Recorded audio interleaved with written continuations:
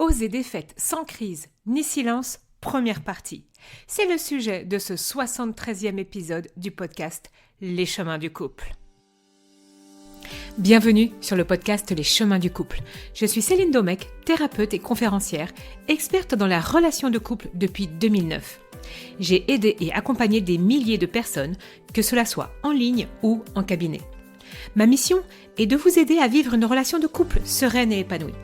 Être heureux en couple, c'est possible pour tout le monde. Donc si vous cherchez à améliorer votre relation amoureuse, vous êtes au bon endroit. Mon objectif dans ce podcast est de vous apporter un nouveau regard sur la relation amoureuse, plus de connaissances, d'informations et surtout des conseils.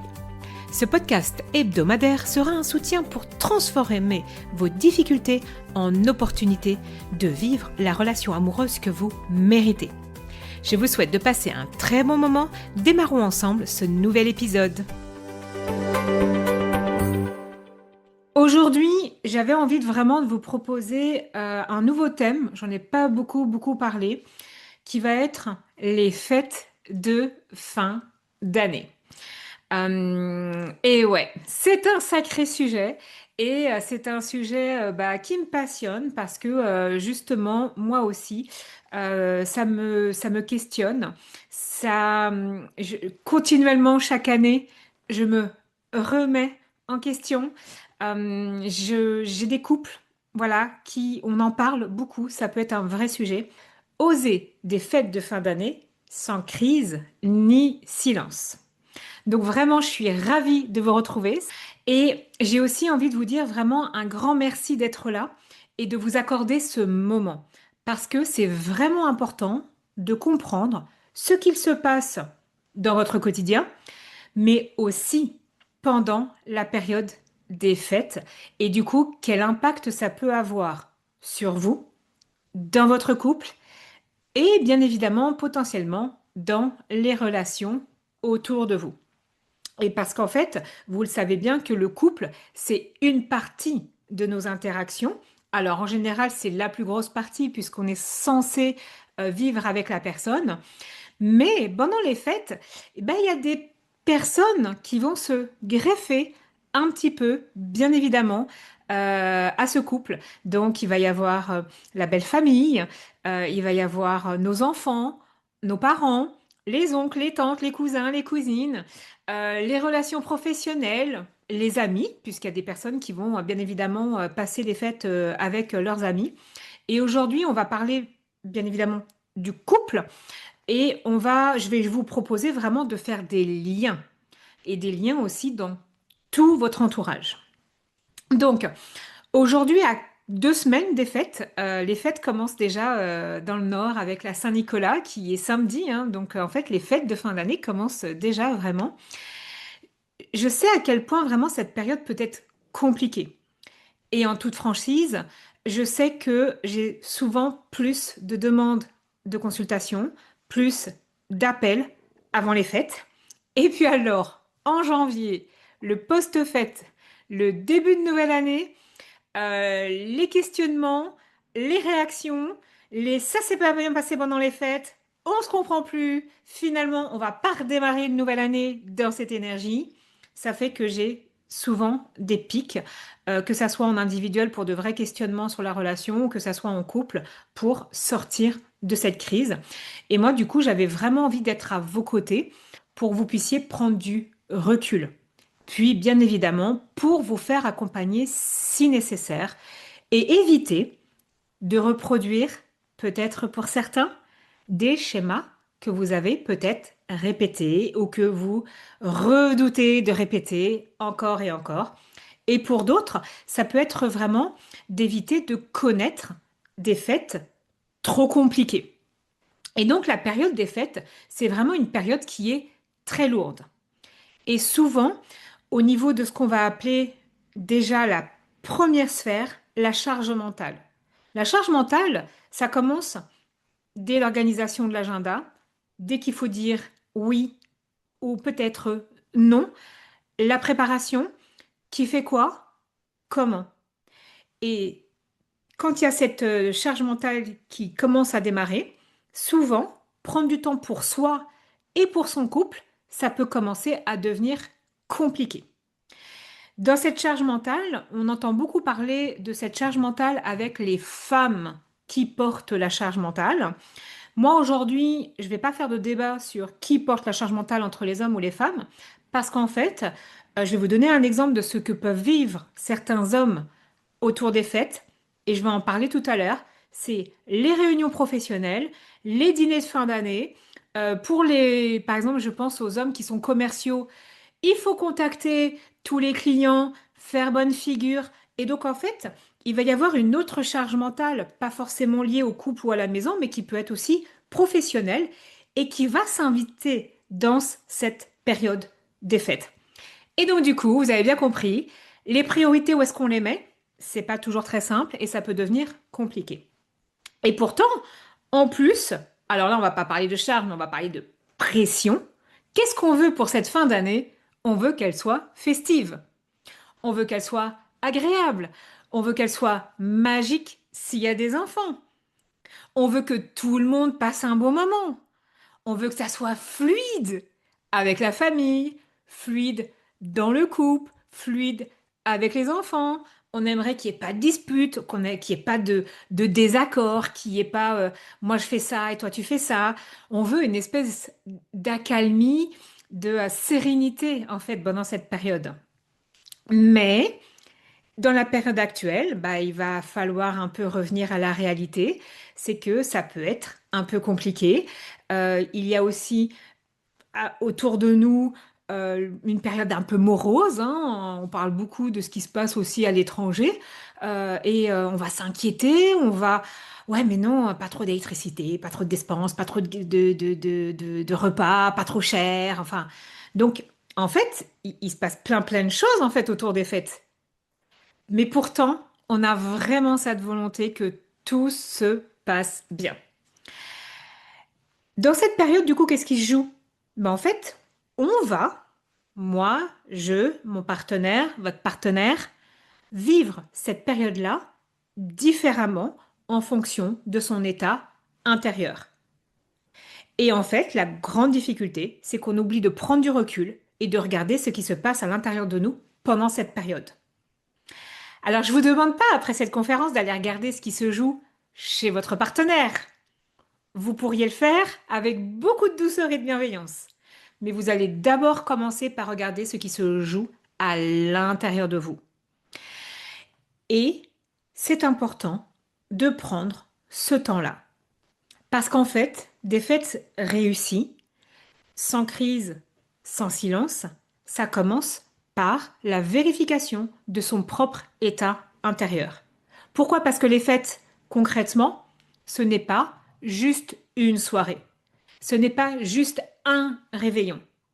Vous avez vu tout ce que je vous ai déjà présenté? C'est une multitude d'aspects. C'est pas juste un 31 décembre et organisé. Non, non, ou à planifier. Il se passe beaucoup de choses. Et en plus, pendant cette période-là, il se passe des choses qui sont très émotionnelles et très relationnelles. Donc, pour ceux qui ne me connaissent pas, ceux que c'est la première fois vraiment qui découvrent qui je suis, moi je suis Céline Domecq, je suis thérapeute spécialisée dans les relations de couple depuis 15 ans et j'accompagne les hommes, les femmes, les couples à vivre une relation plus épanouie et plus harmonieuse. Alors, j'ai 43 ans, je suis comme vous, enfin en tout cas la plupart des gens. Je suis aussi maman, j'ai deux jeunes enfants qui ont 11 ans et 7 ans. Donc, je connais de vouloir faire plaisir. On commence par les enfants, puis après on s'oublie, hein, mais on commence par les enfants. Et puis je suis aussi la belle-maman d'un garçon qui a presque 15 ans. Donc, je sais aussi ce que c'est que d'avoir des beaux enfants. Et alors, la cerise sur le gâteau, je suis avec un conjoint d'une culture, d'un pays différent, et encore plus, qui lui ne fête pas Noël. C'est pas culturel. Donc, comment dire qu'il y a des petits challenges aussi dans tout ça. C'est comment on partage justement. Bah, lui, il a vécu pendant donc ça fait 12 ans qu'on est ensemble, donc il a vécu pendant presque 40 ans, allez, 30, 35 ans sans fête de Noël. Par contre, il y avait d'autres fêtes. D'autres fêtes, bah, qui chez moi, il y en a certaines, non, quoi, ça passe pas. Et donc, il faut trouver un peu cet équilibre. Donc ça, c'est pour vous expliquer que j'ai travaillé aussi toute cette partie des fêtes et bah justement prendre du recul va être important. À côté de ça, ce qui m'a amené aussi en tant que thérapeute de couple, surtout les relations, bah ça vient vraiment de mon passé et de ma propre expérience personnelle. Alors, voilà, on va la faire très claire. Je suis déjà divorcée. Eh oui, j'ai divorcé à l'âge de 31 ans. Je me suis mariée à 25. J'ai des parents qui ont divorcé quand j'avais 3 ans. Donc, concrètement, les relations, les couples défaillants dans tous les sujets, je connais bien. Et depuis que je suis jeune, vraiment, j'ai été dans un environnement très famille compliqué. Et alors, la petite touche, c'est que j'ai encore plus compris dans quel environnement, dans quel passé, alors je vais le dire gentiment, merdique, j'ai vécu à la mort, au décès de ma maman qui a eu lieu il y a à peine un mois. Donc je suis vraiment dans tout ce que, voilà, dans tout ça, en train de me prendre aussi en pleine face la réalité du haut de mes 40 ans, pas du haut de mes 10 ans et pas du haut de mes 20 ans, du haut de mes 40 ans, dans le bordel dans lequel j'ai vécu en fait. Avec les parents de ma mère, mes grands-parents, des trucs relationnels bien compliqués. Moi et mon frère, on n'en parle même pas. Bon, mon père et ma mère, s'ils ont divorcé après quelques années, c'est que c'était pas non plus la joie. Bref, euh, ça m'a encore plus apporté de certitude, cet événement, que j'avais ma place et que j'ai ma place en tant que thérapeute en vous accompagnant et que en fait c'est quelque chose qui est en moi, ma mission, j'ai envie de vous dire, mais je crois depuis que je suis toute petite. Voilà. Et donc, tout ça m'a marqué. Et tout ce qui m'a marqué dans mon activité de thérapeute, bah, je cherche à le comprendre, à le dénouer, et surtout, d'un point de vue aussi scientifique, à voir tout ce qui se joue. J'ai besoin de mettre du sens, j'ai besoin de tout comprendre pour vous aider. Puis, je suis devenue maman. Et alors là, la première chose, c'est hors de question que je reproduise tout ça avec mes enfants. Vous voyez, l'utopie d'un enfant, quand on devient grand, on fera pas comme nos parents. Ou alors pour certains, c'est on fera exactement la même chose parce qu'ils ont eu une enfance top, top du top. Mais du coup, moi, c'était vraiment hors de question que je reproduis des schémas, que je sois dans des relations avec mes enfants comme ça. Je veux pas, je veux qu'ils soient formés au couple. Je veux qu'ils comprennent c'est quoi le couple. Parce que, bah, comme vous l'avez compris, bien évidemment, on ne nous forme pas au couple. Et c'est ma mission aujourd'hui de vous accompagner dans ce cheminement. Aujourd'hui, donc je vais travailler un peu sur l'angle des fêtes et vous allez voir aussi que je vais beaucoup insister sur le fait de vouloir prendre conscience. Voilà, c'est le bon mot. Prendre conscience.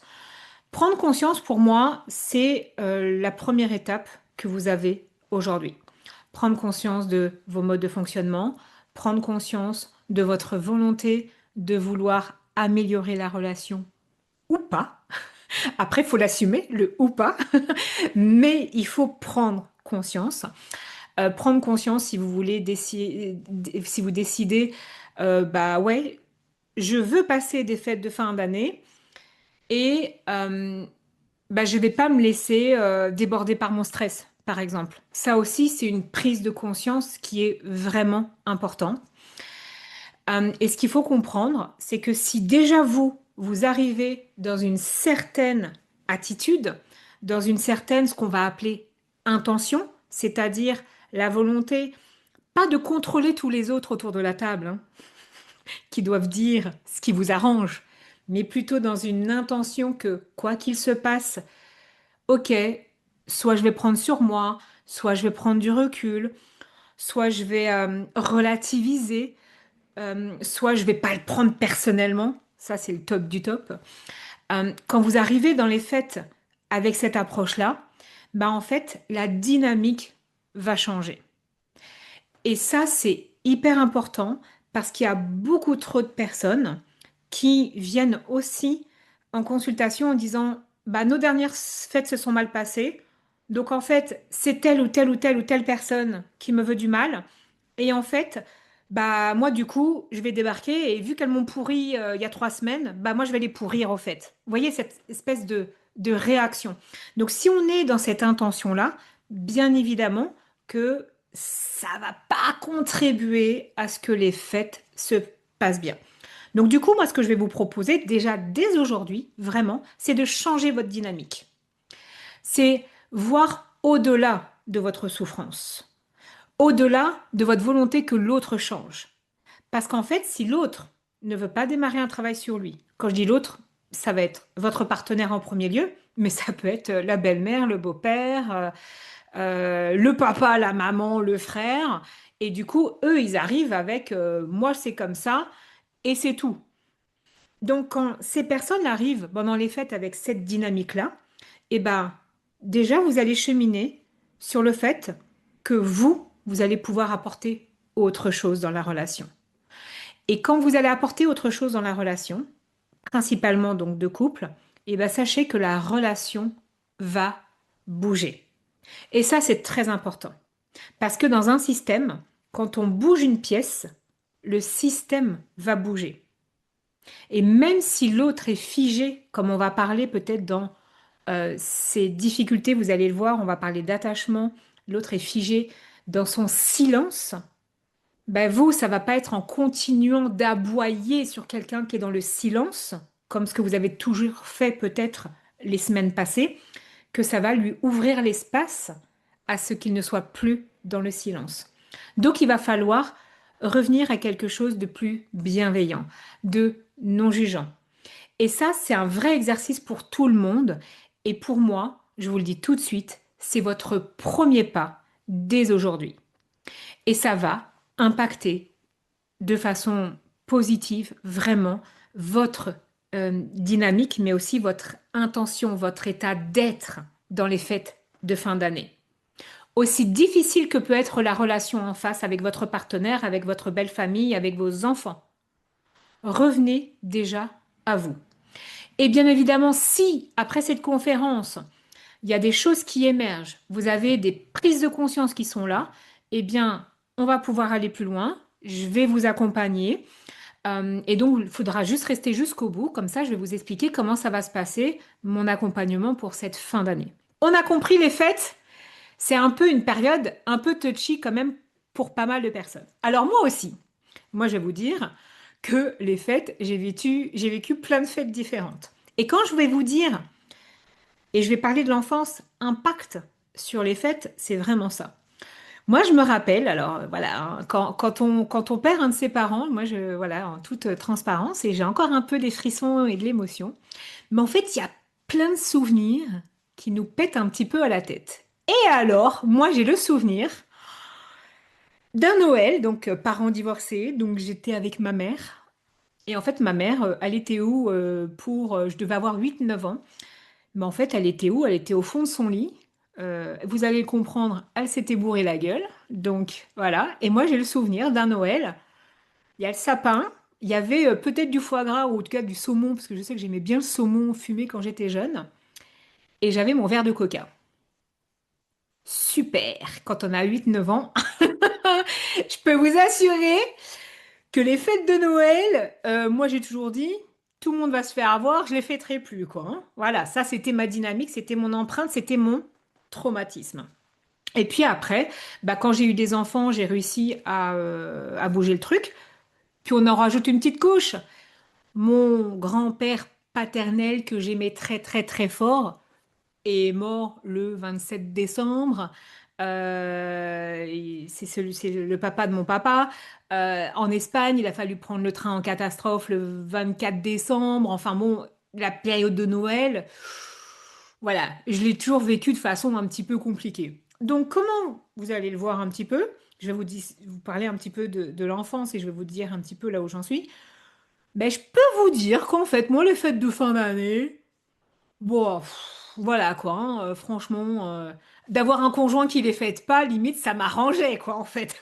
C'était, c'est bon, comme ça, il y a besoin de voir personne.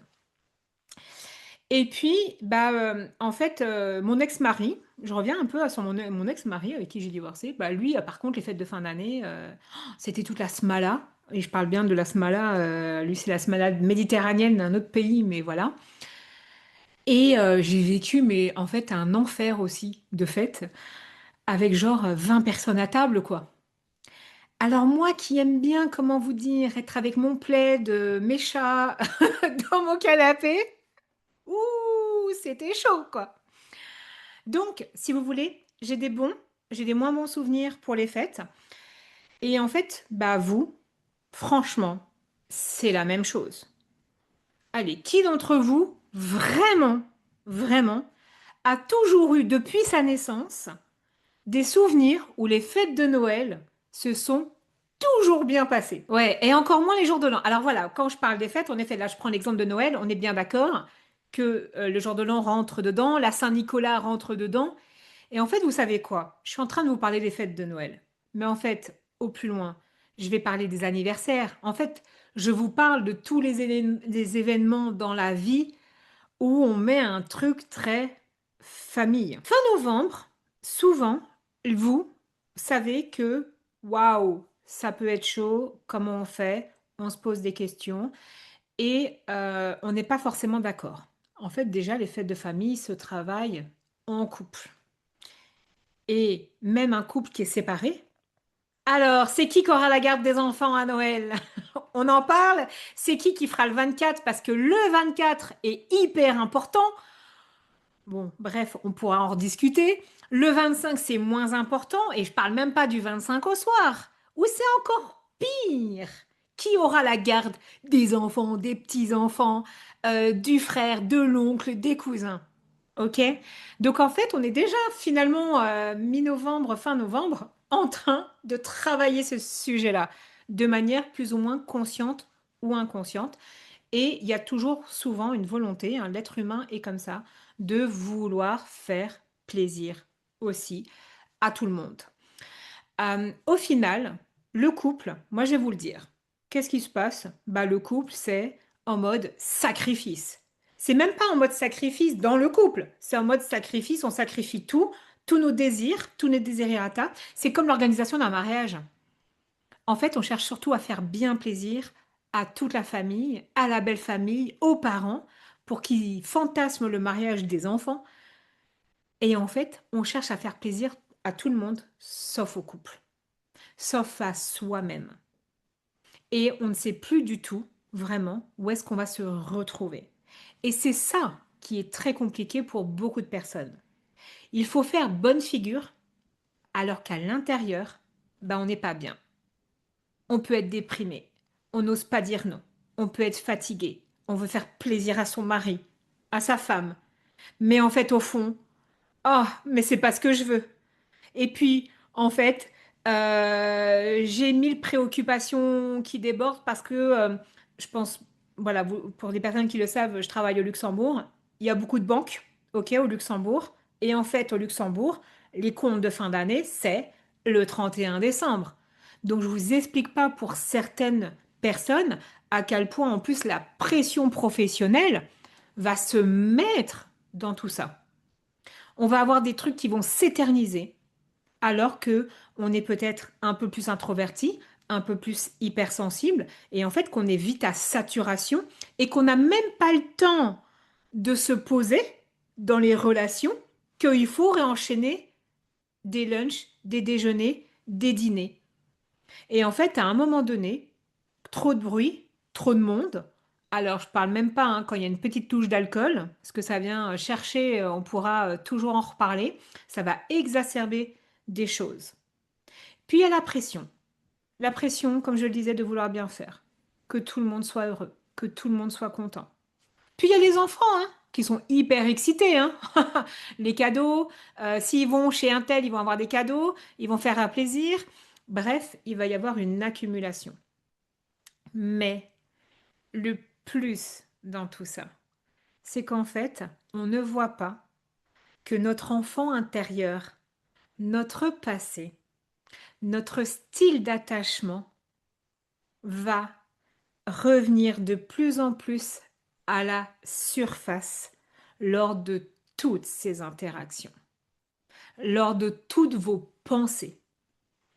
Je vais vous donner un peu des exemples plus précis, mais par exemple, quelqu'un qui est anxieux va tout faire pour faire plaisir à son partenaire et donc peut-être supporter une belle famille à outrance. Et quand je parle à outrance, c'est au-delà de ses propres limites parce qu'elle a peur d'être quittée par son partenaire. Et c'est là où, dans les fêtes de fin d'année, il va y avoir un enchaînement émotionnel, un enchaînement de pensées, un enchaînement de jugements, un enchaînement de peur qui va faire qu'on va remettre tout ça dans le couple. Et en fait, vous savez quoi? Qu'est-ce qui se passe? Votre partenaire, eh ben, c'est lui qui va trinquer. Alors, je vous parle de vous vis-à-vis de vous, mais imaginez aussi que si jamais c'est votre partenaire qui est en train de tout le temps décharger des choses sur vous pendant ces périodes-là, c'est vous qui trinquez, hein, on est d'accord. Mais en tout cas, le couple, ça trinque. Le couple va subir. Et en général, soit par une crise, donc quand je parle de crise, c'est vraiment par une façon de parler qui n'est plus dans l'expression des besoins. Ça peut être des cris, bien évidemment, mais ça peut être un profond ras-le-bol, une explosion. C'est vraiment une attitude jusqu'au boutiste, ou alors par le silence. Donc il y a des personnes qui là-dedans, en fait, vont, dès qu'elles se sentent un petit peu affligées, dès qu'elles vont prendre, bah, elles vont aussi s'enfermer dans le silence. Et je peux vous dire que c'est pas la famille hein, qui va payer le prix de tout ça. C'est votre partenaire. C'est votre partenaire qui va tout prendre. C'est le couple qui est au sacrifice de tout ce qui se joue pendant les fêtes. Est-ce que ça vous parle, ça? Et est-ce que du coup, vraiment, dans les années précédentes, vous avez déjà senti que sous cette pression familiale, consciente ou inconsciente, votre partenaire devenait votre ennemi, ou plutôt vous devenez l'ennemi dans votre relation de couple? Est-ce que vous avez déjà eu cette sensation? Est-ce que vous avez eu déjà cette sensation d'être deux étrangers, du coup, à un moment donné, quand ça devient... Je suis sûre que vous entendez ce mot souvent, obligation. On est bien d'accord. Souvent, on va utiliser ce mot-là. Et ça, s'il y a bien un truc que je vous souhaite, alors à vous de voir comment vous allez l'amener, hein, et ça se travaille, bien évidemment, ça se travaille en séance, ça se travaille en accompagnement, c'est comment on sort des obligations. Et ça, c'est un vrai travail, soit qu'on peut réussir à faire seul, soit et ou à deux, parce que les obligations, ben en fait, non, non, vous avez vraiment qu'une seule obligation, ça serait quoi? Mais vous allez le voir, c'est de prendre soin de vos enfants si vous avez des enfants, c'est de prendre soin de vous. En fait, on n'a qu'une seule obligation, hein. Vous êtes obligé de rien. Et ça, c'est vraiment important. Ouais, reprendre notre bonheur, une obligation de bonheur envers soi-même. Mais attention, on va pas non plus se mettre la pression. Donc du coup, euh, vous avez bien compris que l'idée, c'est de comprendre qu'à un moment donné, vous avez beau être super soudés, quand on est en mode déborde, obligation, bah en fait, on va vraiment être deux étrangers dans la relation. Et comme je le dis, c'est pas sur le moment des repas, puisqu'il faut faire bonne figure devant les gens, hein. En général, on est bien d'accord, les faux semblants, les sourires, les tout va bien, alors que dans la voiture juste avant, on s'est engueulé comme du poisson pourri pour une remarque à la con en plus. Eh bien, bien évidemment, on arrive, le repas se passe plus ou moins bien, avec tous les ressentiments de tout le monde, mais ça, voilà, on essaye de passer un petit peu à travers. Mais après, souvent, ce qu'on en ressort, c'est tu as gâché les fêtes, j'ai gâché les fêtes, nous avons gâché les fêtes. Et ce qu'il faut aussi comprendre, quand je fais un petit peu ces remarques à la con, c'est qu'en fait, c'est pas forcément non plus des grosses crises. Quand je parle de oser des fêtes sans crise, c'est peut-être oser des fêtes sans commentaires désagréables, sans remarques un petit peu piquantes, un petit peu acerbes, anodines mais pas vraiment anodines, du genre, hein, mais tu vas vraiment porter ça pour aller chez ta mère? Ça, c'est les femmes quand elles voient leur mari habillé. Euh, Tu veux que ta mère, elle pense que je suis une mauvaise femme là? J'ai pas repassé ta chemise où il y a des plis? Hein? Vous voyez tous les trucs un petit peu. Ou alors, bon, tu crois que cette année, ta mère, elle va être gentille? Je parle des mères, hein, mais on est vraiment abominable hein, des fois quand même quand on est maman. Bref, quand vous faites ça, sérieusement, bah, l'autre en face, vous avez une chance sur deux, soit pour qu'il vous réplique en pleine face une bonne remarque qui va être bien piquante, soit qui va se fermer en fait. Et c'est là vraiment la crise qui se met en route. Et alors en fait, le problème, c'est pas la remarque. Le problème, et là je reviens un petit peu plus sérieuse, un tout petit peu, c'est tout ce qui se joue à l'intérieur de vous depuis des jours. C'est vraiment euh, vos réactions en lien avec votre système interne relationnel. Allez, je commence dans les mots compliqués. Accrochez-vous. Je suis là. Votre système interne relationnel, c'est comment j'ai été en relation par le passé. On va appeler ça le style d'attachement pendant votre enfance et comment ça va se jouer et être encore plus révélé pendant les fêtes de fin d'année. Et c'est vraiment important de comprendre votre style d'attachement, puis je vais vous expliquer un petit peu ce qui se passe dans le couple et de voir comment ça peut se mettre en place vraiment pendant les repas, pendant les interactions. Comme je vous le disais, au-delà de notre enfance, vraiment, les fêtes, ça peut être un petit peu des traumas aussi en fonction de comment on les a vécus, hein. Donc, par exemple, bah, en effet, moi, dans un attachement désorganisé, ce que je vais expliquer, j'ai des souvenirs avec un Noël qui avait l'air sympa quand même, avec les arrière-grand-mères, j'ai des souvenirs un petit peu comme ça. Et, comme vous l'avez compris, j'ai des souvenirs vraiment où j'ai été traumatisée. Puis il y a des enfants qui vont voir tous les copains super heureux avec plein de cadeaux. Et puis quand ils sont petits, et puis bah, moi avec rien du tout. Et en fait, ça fait des traumas, ça fait un sentiment vraiment d'être à part. Donc, autour de ces fêtes, il y a tout ça qui se joue. Et puis donc, comme je le disais, surtout ce qui est très important, c'est qu'il y a les interactions. Les interactions qu'on va avoir et ce qui va se jouer à l'intérieur de moi dans les interactions, dans les paroles.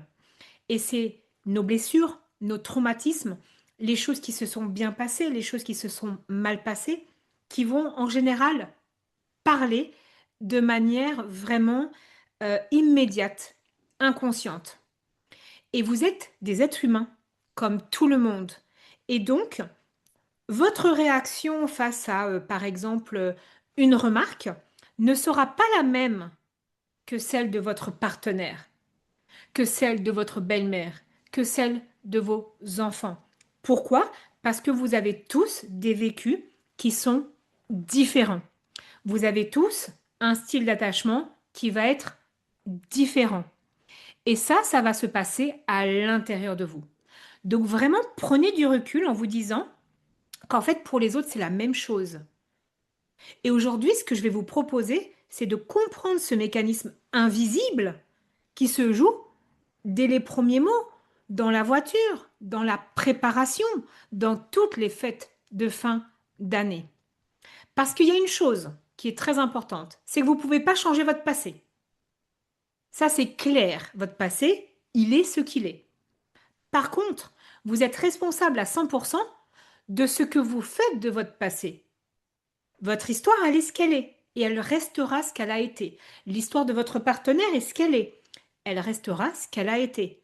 Mais consciemment, comment je change un mot, une phrase, une attitude avec mon partenaire, mettre de l'intention pour que mon passé ne vienne pas avoir toute l'emprise sur mon quotidien dans mon couple. La plupart des personnes, il faut savoir que la plupart des personnes ont reçu des bons soins pendant l'enfance. Mais il y a aussi les manques. et il y a aussi les exagérations qui sont à l'origine de votre style d'attachement, qui vont avoir un impact de vous dans les relations. Le couple va les réveiller quotidiennement. Et ouais, techniquement, je peux vous assurer que votre partenaire va réveiller tout ce système interne.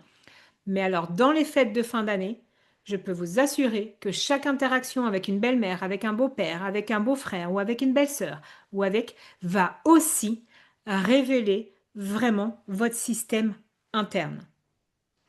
Et donc, aujourd'hui, en tant qu'adulte, vous avez la possibilité d'exprimer vos besoins dans votre couple avec toutes les personnes, ce qui est bon pour vous. Et ça, c'est dans un monde idéal où tout le monde a bien travaillé et compris l'expression de ses besoins.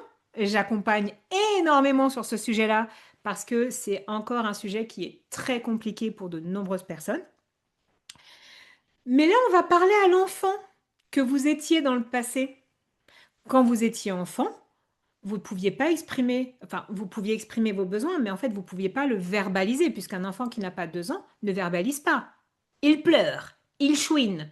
Alors, il y a même des gens qui vont dire à 3 mois qu'un enfant fait des caprices. Hein. Non, il a juste des besoins et il pleure. Et en fait, c'est dans ce contexte-là, donc c'est pour ça que je vous fais prendre beaucoup de recul, c'est pas vous l'adulte d'aujourd'hui. C'est vous, l'enfant que vous avez été dans les premières années de votre vie, où vous avez eu un développement, une relation avec un parent qui a soit répondu de façon adaptée, adéquate à vos besoins, soit qui ne l'a pas fait, en mode manque ou en mode exagération, puisqu'en fait, tout va créer un impact. Et du coup, qu'est-ce que fait l'enfant? Quand il n'a pas, donc quand il n'est pas sécure, quand il n'a pas eu les soins adéquats, qu'est-ce qu'il va faire? Il va développer des stratégies pour ne pas souffrir et pour certains cas même pour survivre. Donc en tant qu'adulte, là, vous ou votre partenaire ou les gens que vous allez côtoyer pendant les fêtes, dites-vous bien que vous êtes cet enfant qui s'est construit avec tout ça. Et en tant qu'adulte, vous arrivez dans les relations avec ça et vous allez avoir des comportements plus ou moins conscients dans la relation à l'autre à partir de votre enfance. Et en fait, une remarque peut venir vraiment réveiller à l'intérieur de vous le style d'attachement développé pendant l'enfance. Vous avez besoin d'y voir plus clair? Vous voulez des solutions pour votre couple? Je vous propose un appel clarté de 30 à 45 minutes. Mon équipe et moi-même, on vous orientera vers la formule exacte qu'il vous faut parce que c'est sûr, j'ai celle qui vous correspond. Pour pouvoir réserver cet appel, regardez dans la description, sous cet épisode, vous avez le lien pour vous inscrire. On se retrouve dans l'épisode suivant, le numéro 74, où je vais développer la deuxième partie de ce sujet. À très bientôt. Si vous aimez mon podcast, pensez à vous abonner et également à donner votre avis et mettre des étoiles. Puis, si vous désirez recevoir encore plus de contenu de qualité pour être plus heureux, plus heureuse, jour après jour dans votre relation, alors rejoignez ma newsletter sur mon site internet www.celinedomec.com ou dans le lien que vous trouverez dans le descriptif de cet épisode. À très bientôt!